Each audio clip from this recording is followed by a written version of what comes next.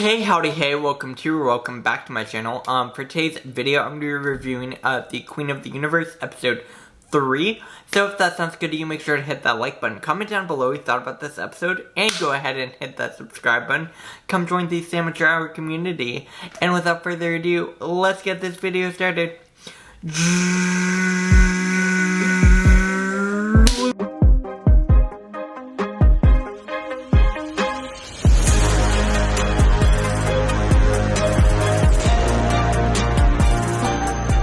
Alright, so for today's video, I am reviewing Queen of the Universe, episode 3. This week's episode was the decades performance, different ages of songs, performance that the queens would have to pick and perform a song from. This was a really fun episode. We are at a top 8, I believe. Top 8? Wait, top 9? Top 9, technically now. So we're top 9, they're performing, they're each gonna do their own songs, do all the things. The twist on this episode is the fact that the audience, which is being in the studio that they're filming, is voting to see voting for the favorites, and whoever has the least votes from the audience is put in the bottom. Again, this is very much so giving me very much American Idol meets drag queens, which is awesome. I love it. It's definitely going to, I see that if this show continues, let me start off again. If this show continues, I definitely see it turning into a live TV format if they have that ability to, because I could easily see them succeeding in that format like many other competition shows, performing competition shows do, where obviously you vote live, all those things. So I definitely could see that format changing in the future, and especially with a Paramount Plus budget, I think they could accomplish that pretty well, and I think it would be a very successful format change, and I could easily see that happening. But, obviously this is still season 1, so we are going to be talking about it and giving you my thoughts and opinions. First, we are going to be talking about Aria B. Cassadine. Oh my god, this queen can sing. Sing so good. She performs to the song You Make Me Feel Mighty Real by Sylvester. I am obsessed with this performance. The look, the choreography, just the essence that Aria puts into their performances is so electrifying, and this performance is so good. I am obsessed with this. This was honestly one of my favorites in this episode. The background dancers, everything all put together, it just worked so well, so cohesively, and such a great performance. Aria B. Cassadine is clearly becoming one of my favorites of this season, and honestly is doing so well. I'm very, very, very impressed. Next we have Leona Wintour, who is the French queen. She performed The Winner Takes It All. She was performing basically by herself, and for me, parts of it went a little flat. I really enjoyed it. Again, I'm not a professional singer in any means. I am not really equipped to judge this, but parts of it just felt a little bit flat to me, and I feel like when you have big performances like Aria B. Cassadine, you need to bring it, and you need to bring production, and I feel like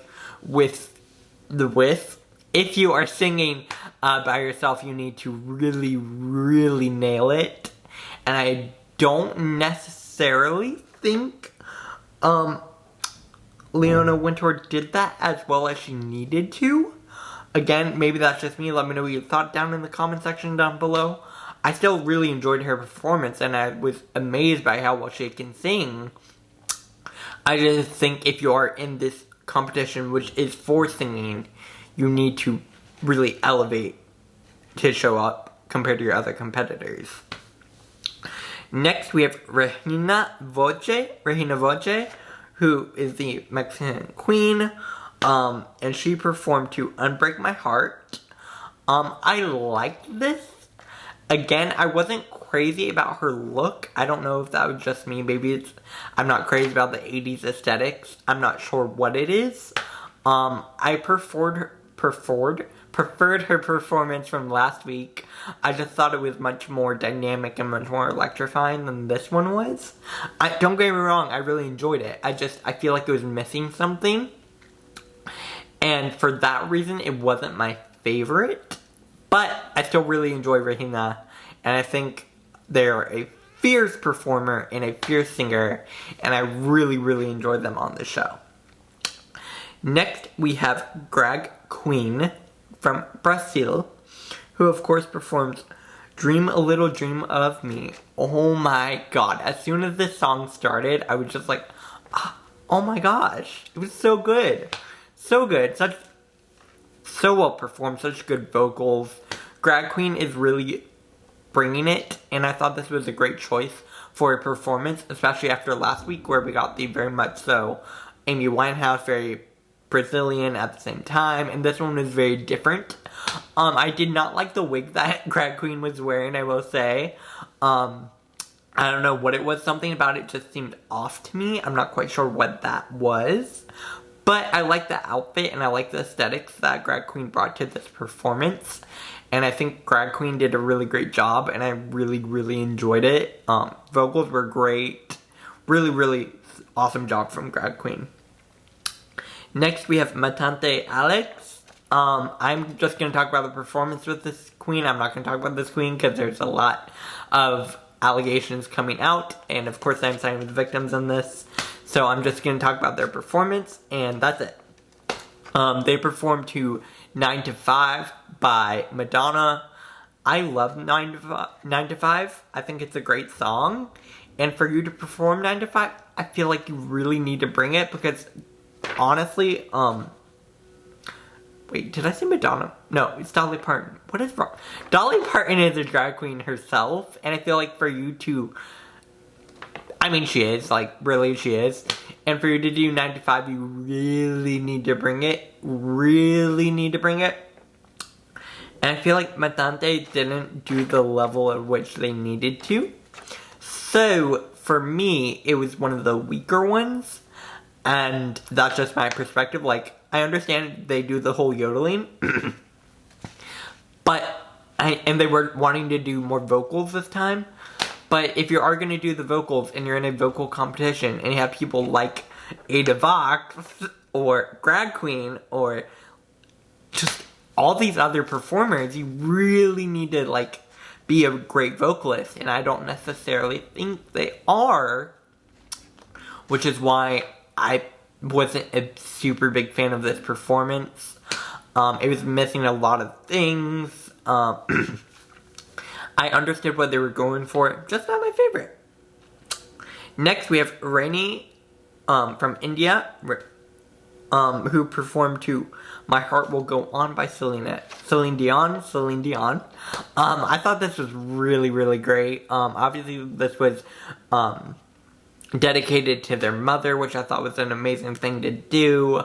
I loved their aesthetics. Their performance was great. I really, really enjoyed it. Their vocals were great. At first, they were a little bit shaky, but they really brought it in the end. Again, I'm not a vocal expert. These are just kind of my immediate responses. But I really, really enjoyed Reyna, and I think they're fierce competition, like, especially in this competition. They're doing great. Next, we have Adavox from San Antonio, Texas, who did I Put a Spell on You by Nina Simone. I am obsessed with Adavox. I saw Adavox in my comment section a few videos ago, and if you are watching this Adavox, I just want to say I am obsessed. You are phenomenal. Such a fierce performer. Really, really bringing it, and your vocals are amazing. Just the dynamics you bring in your performance are so top-notch. So good. Adavox is clearly becoming a front runner in this competition, and I'm obsessed with Adavox. If you do happen to see this video, hello. Yeah, just great job, great job. Next we have Kingzilla from Australia, who performed Believe. I like this a lot. It wasn't my favorite of this week. And I don't know if that was just me. Again, like, let me know what you thought in the comment section down below. But I feel like, again, like I was saying earlier, when you have these fierce vocalists, you need to really stand out. And I feel like they didn't do enough to stand out. So for me, it fell a little bit flat compared to everyone else. Which is why, like, they weren't the worst, but they weren't the best by any means for me. This week is, at least. The judges did decide to bring back Lavoy from Britain, who's performed to Car Wash.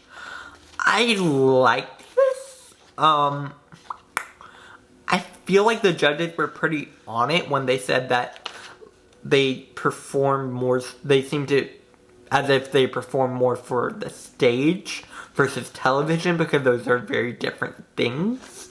And I can see where they were coming from with that critique. Again, they decided to bring back this queen, so for them to bring her back, I feel like she really needs to bring it. And I also feel like she was almost at an unfair advantage because they do film in the UK, and the audience, I assume, is from the UK, and she is a queen from the UK. So maybe I'm speculating too much with this, but I feel like she might have a bit of an home advantage going on there. Again, maybe I'm wrong. Let me know what you think down below in that comment section. But I still really enjoyed this performance. Really, a lot of charisma in their performance, a lot of stage presence, really well done. Just, again, not as great as some of the other performances. So, that does bring the end of those performances. I do want to talk a little bit about my favorites this week. Obviously, Adavox is amazing. I'm obsessed with Adavox. Really, really great job. I also really enjoyed Aria B. Cassadine. I thought that was a great performance. Really, really magnetizing. Great job from her. And I also really, really enjoyed Reyna from Mumbai. I thought their performance of My Heart Will Go On was so good.